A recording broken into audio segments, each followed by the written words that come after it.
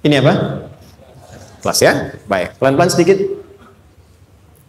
Kira-kira volumenya besar kecil? Kecil ya? Baik. Kalau saya bandingkan dengan gayung, volumenya besar mana? Gayung ya? Baik.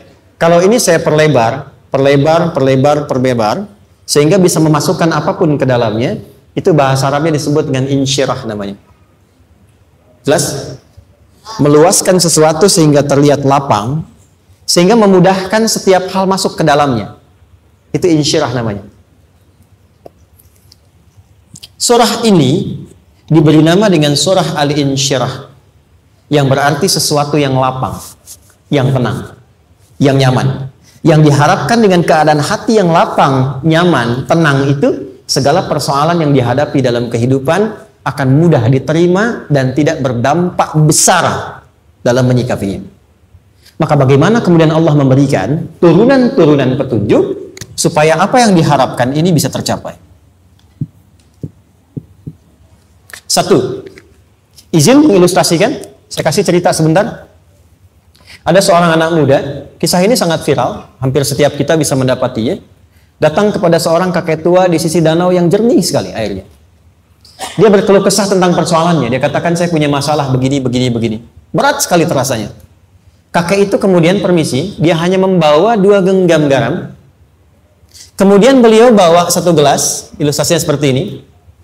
Dimasukkanlah kemudian garam itu ke gelas itu. Lalu diambil 1 gelas air yang jernih tadi dengan garam segenggam. Kata beliau, minum. Pemuda itu mengatakan, wah asin, minum aja dulu. Lalu ketika diminum, langsung ditumpahkan. Dia muntahkan asin katanya. Lalu setelah itu kakek yang tadi melepaskan segenggam sisanya, dilempar ke danau tadi yang luas. Lalu diambil lagi dengan gelas yang sama. Sekarang minum. Bagaimana rasanya? Segar, enak, nyaman. Itulah hatimu. Kalau hatimu sempit sesempit gelas ini, maka masalah sekecil apapun akan selalu menghadirkan kesulitan seperti engkau menelan garam tadi. Tapi kalau hatimu luas, sebesar apapun masalah, tidak akan pernah berdampak pada dirimu kecuali engkau mampu menyusun rencana untuk mengatasinya. Kelapangan hati yang membuat diri kita mampu menerima persoalan apapun, itu yang disebut dengan insyirah. Makanya dulu tahun 90-an ada sinetron Hati Seluas Samudra gitu ya. Saya pernah tahu itu. Sama anaknya diapa-apain juga, oh masih aja ya menerima gitu. Dulu siapa ya? Jeremy Thomas dan lain-lain ya. Saya kira ada itu. Ya, saya kira itu ya. Saya pernah lihat sejenak ya. Saya jarang-jarang nonton gitu. Pernah lihat aja. Perhatikan baik-baik. 1, saya agak cepat. Ini ditafsir langsung turun Al-Insyirah. Yang pertama, alam nashrah laka sadrak wa wada'na anka wizrak alladhi anqadha dhahrak. Tahan sampai sini dulu, 3 ayat. Saya mulai dari ayat kedua dan ketiga. Perhatikan baik-baik. Wa wada'na anka wizrak alladhi anqadha dhahrak. Artinya apa? Artinya satu beban yang diletakkan di pundak yang berpengaruh kepada semua bagian tubuh.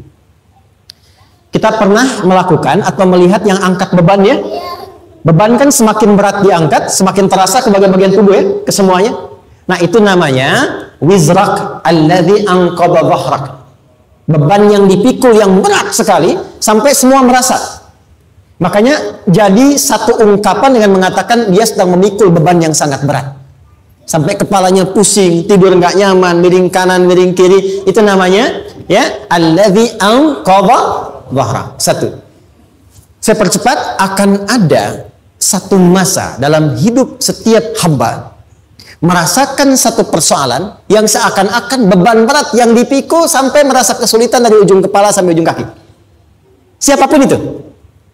Jujur ya, setiap kita tanyakan pada diri sendiri. Setiap kita yang ada di sini, saya yakin pasti pernah atau bahkan akan mengalami satu peristiwa yang merasakan beban berat sampai seakan-akan ujung kepala sampai ujung kaki merasakan sakitnya. Ada yang sudah mengalami atau bahkan nanti akan ada yang melalui. Perhatikan baik-baik. Teruskan ayatnya. Wa rafa'na laka. Perhatikan. Kalau ada yang sedang merasakan itu, yakinlah kata Allah, pada saat itu sesungguhnya Allah sedang mengangkat derajatnya dan meningkatkan kualitas hidupnya untuk mencapai sesuatu yang istimewa yang belum pernah diraihnya. Dari sini kita buat persamaan ujian tadi kan berbanding lurus dengan harapan, banding lurus dengan solusi nanti pada akhirnya. Fokus. Lulus di sini, insya Allah setiap persoalan akan lebih mudah untuk diatasi. Ujian, seberat apapun yang sedang kita alami, tidak akan pernah diberikan kepada kita oleh Allah, kecuali ternyata hikmahnya untuk mengabulkan harapan-harapan besar yang sebetulnya kita mintakan. Jujur ya, setiap kita kan sering punya permohonan ya, sering berdoa ya, ya Allah minta ini, minta itu, minta ini, minta itu, gitu kan? Nah, cara Allah mengabulkan harapan kita itu, yang pertama, jalurnya lewat ujian. Karena semua kesuksesan itu, desain dasarnya adalah melewati ujian. Coba, anak-anak kita yang sedang sekolah itu, apa mungkin diwisuda dengan penuh kebahagiaan kalau nggak mengalami ujian? Hah? Lewat ujian dulu kan? Dia belajar dulu, ujian dulu, ngatasin soal dulu, lulus, baru wisuda. Apakah mungkin akan dapat IPK 4 yang diharapkan kalau tidak mengalami ujian? Belajar dulu, ya kan? Ada waktu, sempat dia bangun malam, siang, dan seterusnya belajar, keringat dan sebagainya, baru bahagia kan? Dan ternyata belajar itu untuk diwisuda. Sebab kalau kita tidak belajar, mustahil dapat wisuda. Kalau tidak lewat ujian, mustahil dapat ijazah. Karena ternyata harapan itu, hukum dasarnya dalam berkehidupan, bisa diraih dengan melewati ujian. Ini poinnya. Jadi mohon, kalau sedang mengalami sebuah peristiwa dan kita harus menghadapi itu, coba renungkan, sebetulnya pernah berdoa apa sampai kita mengalami itu, sehingga dengan jalan itulah sebetulnya Allah ingin mengabulkan harapan yang dulu pernah kita mintakan. Jelas?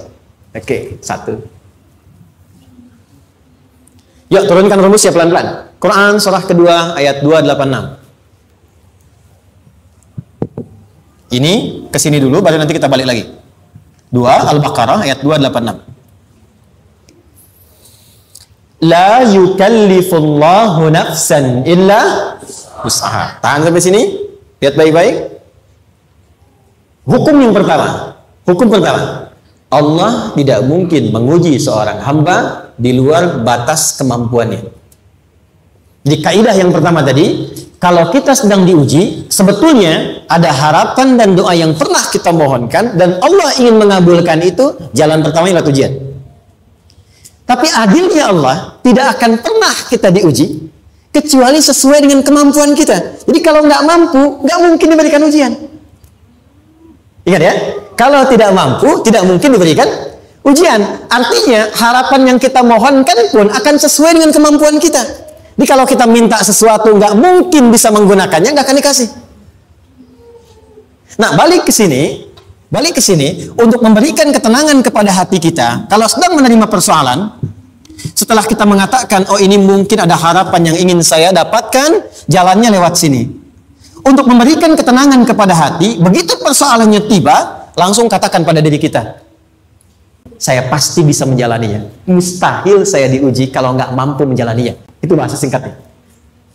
Ingat ya, kalau ingin mudah menyelesaikan persoalan, kata Quran, setiap ada ujian, langsung katakan pada hati kita, insya Allah bisa. Nggak mungkin saya diuji kalau saya nggak sanggup. Jelas? Dan tanamkan itu pada hati yang paling dalam. Ini nggak mudah. Kalau cuma disimpan di pikiran, jadi beban. Tapi kalau Anda tanamkan dalam hati, seberat apapun masalahnya, pasti saya sanggup, pasti saya bisa. Pernah lihat dulu ada acara 90-an Benteng Hattori? Oke? Benteng Takeshi ya? Takeshi ya, gitu kan artinya kan bisa jawab ya. Kita tahu Ninja Hattori mendaki gunung lewati lembah ya, tahu ya. Son Goku, Son Gohan, apa? Saya tahu itu. Son Goku, Kamehameha, Piccolo itu yang nulisnya Suzuki Watanabe, saya tahu itu. Benteng Hattori, balik lagi ya. Benteng Takeshi ya.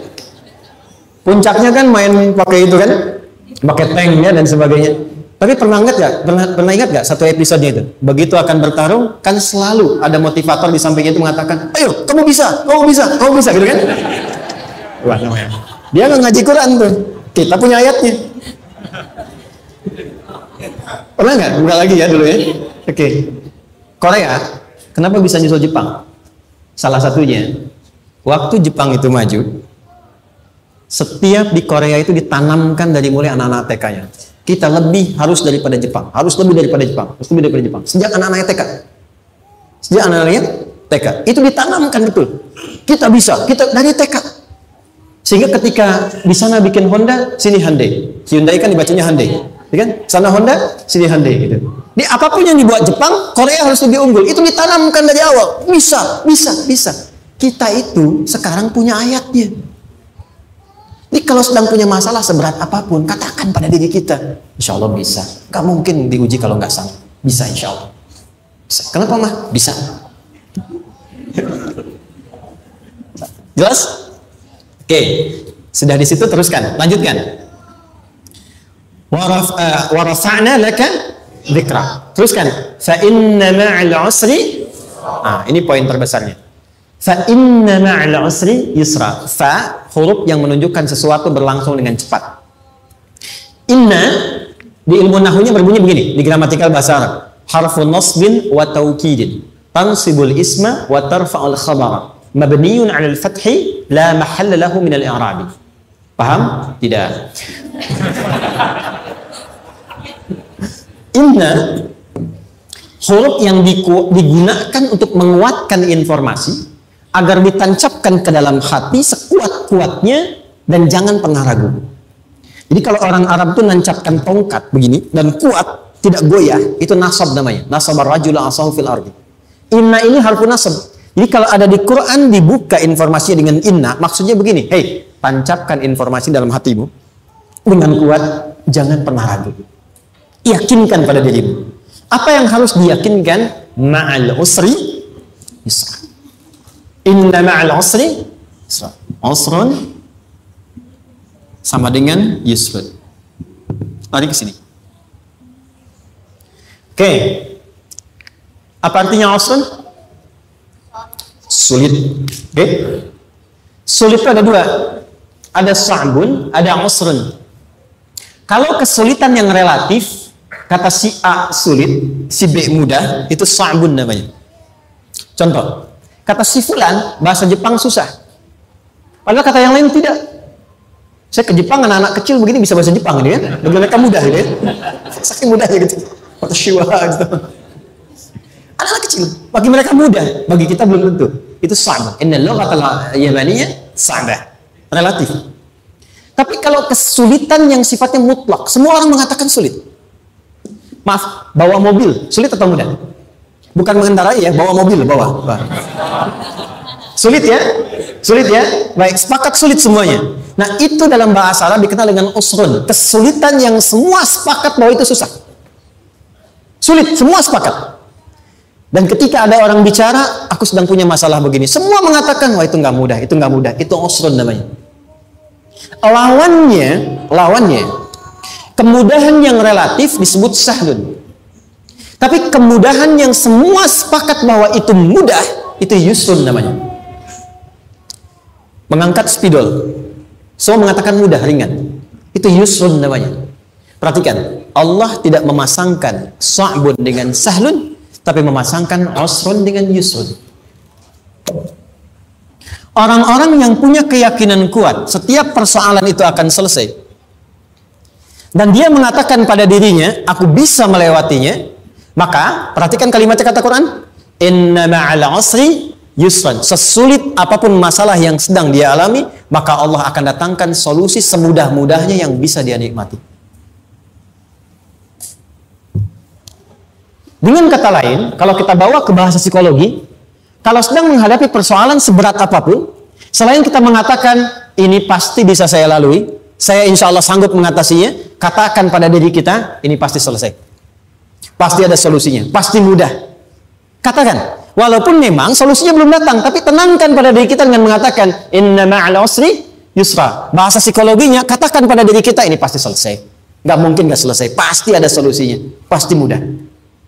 Itu lebih memberikan harapan pada diri kita untuk menuntaskan persoalan dibandingkan dengan meratapinya. Jelas? Teruskan. Fa inna ma'al usri. Kalau masih ragu kata Allah, katakan lagi sekali lagi. Sampai hati kita merasa nyaman. Jadi kalau sedang punya persoalan seberat apapun, tanamkan pada diri kita, pasti selesai. Belum nampak, insya Allah pasti selesai. Gak mungkin diuji kalau nggak ada solusi. Itu lebih memberikan harapan. Setelah itu, faida faraghta, mitigasi masalahnya, mitigasi persoalannya. Tuliskan, ini masalahnya apa? Rumah tangga. Apa saja misalnya, dia ada suami, ada istri, ada anak-anak. Masalah ada di mana? Kadang-kadang benangnya jadi kusut karena satu-satu nggak segera diselesaikan. Maka kata Al-Quran, faida faraghta. Satu-satu mitigasi dulu. Satu masalah di sini, lihat di suami, lihat di istri. Kalau pekerjaan, masalahnya apa? Sebelum bercabang kemana-mana, petakan. Apakah rekanannya? Apakah relasinya? Apakah kemampuannya? Apakah manajerialnya? Apakah marketingnya? Mitigasi, kotaki semua, selesaikan satu-satu. Setelah itu, apa yang dilakukan? Wa ila rabbika, tawakal sepenuhnya kepada Allah untuk menentukan hasilnya. Tawakal itu yang paling mahal.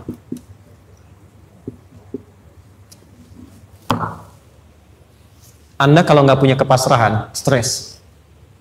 Karena selalu memikirkan apa yang mau dikerjakan dan selalu orientasi pada hasil. Kita punya tawakal. Kalau kita mampu menyerahkan sesuatu, gini. Di sini ada orang yang paling jago misalnya main basket. Ada pertandingan basket. Begitu dibuka, udah tim musyawarah serahkan aja pada si fulan. Kan? Dia yang paling jago, dia. Bukankah dengan menyerahkan itu bukan hanya kita berikan sebuah tugas, ya kan? Tapi dengan itu ada kelapangan tersendiri kan? Yakinlah sukses, ini paling hebat. Pernah ada perasaan gitu? Sekarang, siapa yang paling mampu menguasai? Siapa yang paling hebat menyelesaikan segala hal? Siapa yang punya segalanya? Bukankah Allah? Orang-orang yang punya tingkat tawakal yang tinggi, maka satu, dia akan lebih stabil keadaan mentalnya dan tidak akan pernah gelisah dengan kekecewaan. Nggak ada kecewa. Karena tawakal itu kalau sudah kepasrahan pasti menerima hasil. Kalau sudah tawakal, terserah Allah tetapkan apa saja. Mau dapat sekarang, dapat besok, dapat nanti. Puncak yang paling tinggi, tugasmu hanya berikhtiar semampu yang bisa dilakukan. Selanjutnya, biarkan Allah menetapkan apa yang menjadi bagian dari maslahat kehidupan kita. Saya tutup. Cara Allah menjawab harapan kita ada 3. 1. Memberi langsung apa yang kita mintakan. 2. Menunda itu sampai kita siap menerimanya. 3. Mengganti apa yang kita inginkan dengan apa yang kita butuhkan. Saya ulang ya. 1. Memberi langsung apa yang kita mohonkan. Misal, ya Allah saya ingin A misalnya. Anak saya pengen ke ITB. Tapi nggak mungkin tiba-tiba langsung masuk ITB kan? Pasti lewat ini dulu kan? Ada ujian dulu, ikut tes dan seterusnya diterima sesuai. 2, kadang menunda sesuatu sampai dia sanggup menjalaninya. Anda punya anak usia 5 tahun, pengen diberikan motor. Anda mampu untuk memberi motor, dikasih nggak? Tidak. Sampai dia sanggup mengendarai motor, baru Anda berikan. Terkadang ada yang kita minta sekarang, tidak didapati sekarang. Tapi ternyata tahun depan kita dapat. Kita harus sadar bahwa anugerah yang kita dapatkan tahun depan itu sebetulnya adalah hasil doa kita di tahun ini. Pernah dengar nggak kisah viral? Nabi itu berdoa, baru dikabulkan setahun setengah. Setahun 6 bulan. Padahal itu Nabi loh. Kiblat pertama kita kemana? Palestina kan? Baitul Maqdis kan?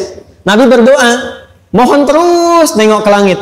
Al-Baqarah 144, minta, jawabannya turun setelah setahun setengah, setahun 6 bulan. Ada yang mengatakan di tafsir setahun 8 bulan, baru dikabulkan setelah setahun setengah. Padahal kurang soleh apa Nabi? Nabinya siap, mungkin umatnya yang belum siap. Nabinya siap, tapi ada tantangan di masyarakat yang tidak mudah, yang mungkin bisa meruntuhkan dakwah, baru dikabulkan setahun setengah. Ketika semua umatnya sudah bisa siap menerima itu. Boleh jadi apa yang diminta orang tua sekarang terkabulnya mungkin belasan puluhan tahun pada anaknya yang nomor sekian. Tahu Imam Syafi'i? Imam Syafi'i itu kan nama aslinya Muhammad, bapaknya Idris, kakek yang ke atas yang ketiga namanya Syafi'i. Kenapa disebut Imam Syafi'i? Dinisbatkan pada kakek yang ke atasnya. Ternyata kakeknya ini seorang ulama besar, saleh, memohon kepada Allah, setiap di keturunannya ada yang bisa menggantikan lebih soleh, lebih baik lagi. Ternyata yang didapatkan bukan dari anaknya, tapi generasi keturunan yang kesekian. Anda belum sekarang bisa hafal Quran. Misalnya, Anda bermohon, berdoa, boleh jadi yang hafal, mungkin bukan di anak, bisa di cucu, bisa di bagian keluarga yang lain. Maka terkadang tawakal itu tidak hanya memberikan hasil yang cepat, tapi memberikan keindahan yang terasa tertunda, tapi melengkapi kebahagiaan yang dirasakan. Penutupnya, boleh jadi minta ke ITB, diterimanya di Unpad. Minta motor, dapatnya mobil, kalau itu senang luar biasa. Minta mobil, dapatnya motor, kan? Ternyata kadang-kadang bisanya yang terakhir, saya tutup, Allah mengabulkan apa yang kita butuhkan, bukan apa yang kita inginkan. Anak Anda sakit, dibawa ke dokter, kata dokter jangan dulu makan jeruk. Maka Anda pulang, dia minta jeruk, Anda berikan apel. Saya nggak mau apel mah, saya pengennya jeruk. Nggak apa-apa nah, ini apel rasa jeruk misalnya kan? Anda berikan. Ternyata apa? Bukan ingin menyakiti dan tidak mengabulkan keinginan anak, tapi lebih memberikan apa yang dia butuh. Kadang-kadang maaf ya, teman-teman mintanya proyek A, udah capek, di situ nggak dapat, dapatnya di yang lain. Teman-teman, itu Allah berikan sebetulnya hasil ikhtiar Anda yang sebelumnya. Cuma dikasih yang lebih baik, yang tidak Anda pernah bayangkan maslahat. Jelas sampai sini?